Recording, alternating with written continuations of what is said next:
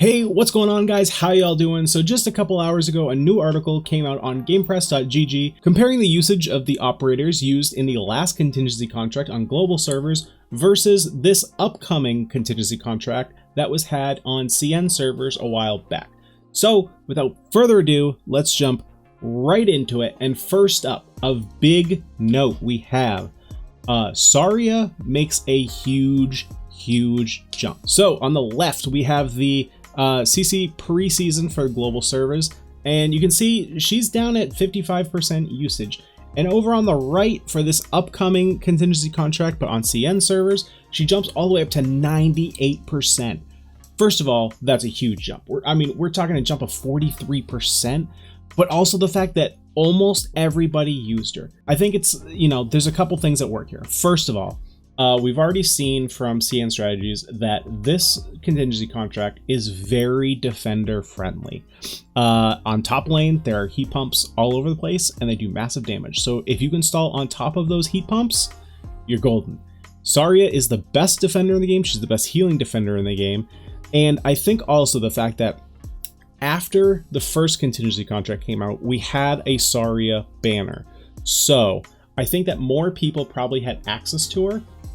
And because of that, more people used her, and that's why she skyrocketed in usage. So a couple factors there, but I don't think anyone's surprised to see Saria that high up on the list. The next highest up, we got Myrtle. Again, I don't think anybody is surprised to see Myrtle this high up on the list. With 82%, she only got a little bit of a bump, but she's like right where she needs to be, right? Everyone can obtain a Myrtle. She's only 4 stars, which is fantastic. To have a unit that's that good in this game is 4 stars. I wish there were more units like that. Maybe they're super niche, but units who are, lower stars, but can, hang with the big boys. They can hang with the 6 stars and really pull their weight.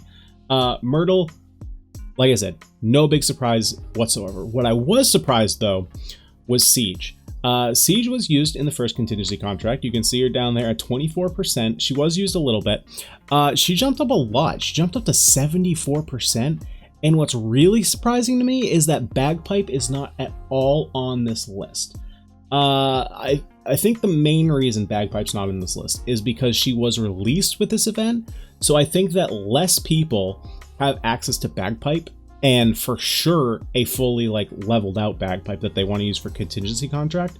So that's why I think Siege is higher on this list. I think she does, overall a little bit better than Texas, which is why you see Texas down at 29%. She does do a ton of AoE. Her damage is very good. She's also less squishy than Texas, which is really big. I love Texas, but that's one of the reasons that I like Siege better. She can just take more hits. So next up we have our guards. Really, I don't think anybody's surprised to see guards just with solid use.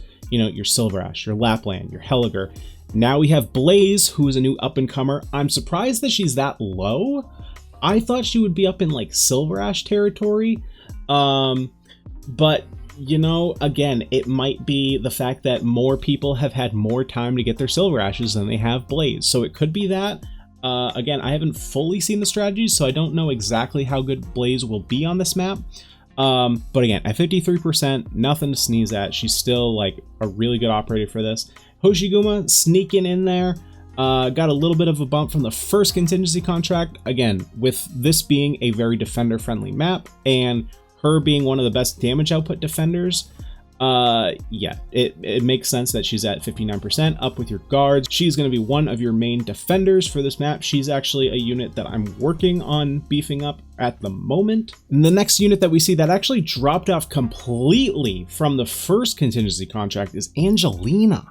Angelina is heralded as one of the best units in the game, and she just drops off. So from what I've read up, this is really what this comes down to, is that one of the risks you can take, just like in the first contingency contract, is to block out 10-ish tiles. I don't remember the exact number, but you can block out a bunch of tiles. And what tiles are left just don't suit her very well. She's in really awkward locations. So that's probably why she dropped off a substantial amount. From what I've seen, slowing isn't as necessary in this contingency contract as the last contingency contract. In the first contingency contract, you had that top lane where all the samurais were coming, and you had to slow them in order for Feeder to keep punching them and just stalling them.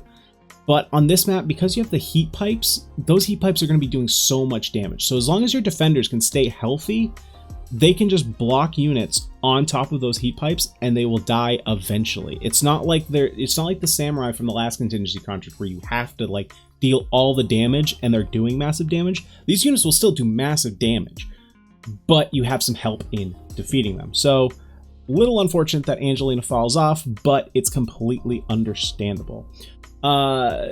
Next up, that's a little bit of a shocker, is that the fast redeploy units, Project Red and Gravel, dropped significantly from a total percentage of 82 down to only 18, with Gravel completely falling off the list. Really shocked to see that. Honestly, kind of like what I talked about before with Angelina and not needing the slow, I think it also applies here. I don't think the stun is super important because the units will eventually die sitting on the heat tiles, or the heat pumps, sorry.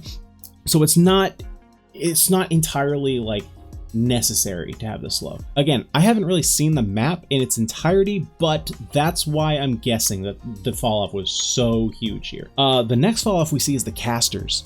So Ea Fiala, Ifrit, and down at the 23% Mostima fall off completely. This is 100% because there is a risk 3 you can take that for sure it's no casters, and then I can't remember if it's no medics or no snipers. It's one of those. Either way, those risks are great because they don't increase the difficulty of the enemies at all. All it does is restrict what operators you can use. So if you have operators that can fill those kind of roles, for example, if you have a Lapland who can do arts damage, it's a great alternative to having a caster because you still have your arts damage there. And the fact that this map is all spiders, that's why Lapland is so high. But that's why the casters just like fall off completely. So not, if you've done any reading on this new contingency contract, not really a surprise there to see that fall off, as most people are going to take that basically free risk 3. And finally, we just see some of the standard contingency contract operators that we're used to. Chen is pretty much staying where she is. Quora actually falls off. She's actually, I believe, just below where this list is capped. Probably just because, there are more defenders that do better damage than her, and also because we're trying to stall getting those healers in. So now Neural's coming up. She did drop a little bit, but I think with Hoshiguma boosting up and Sari boosting way up, that means that the Quoras went down. We have our pushers, Feeder and Shaw, highlighted again. Feeder is one of those operators that I was not a real big fan of before these contingency contracts. If you're building a feeder, you're building her for a contingency contract. That's basically what it is. She's a straight contingency contract unit.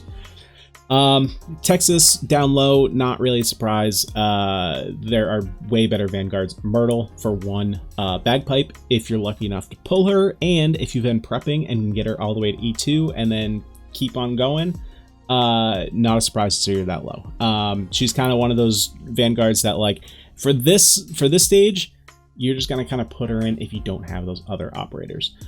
Shining coming up to the top. A little bit surprised to see Shining. Not really sure why she's popping up here, but people must be enjoying their Shining and their shields. Final thoughts is that luckily for you guys, this list is pretty similar to last contingency contract. So a lot of the operators that you built for that one are going to be just as good here, and they're probably going to be better because you've probably pumped more resources into them to make them even stronger. So that means you don't have to build an entirely new roster for contingency contract number 0.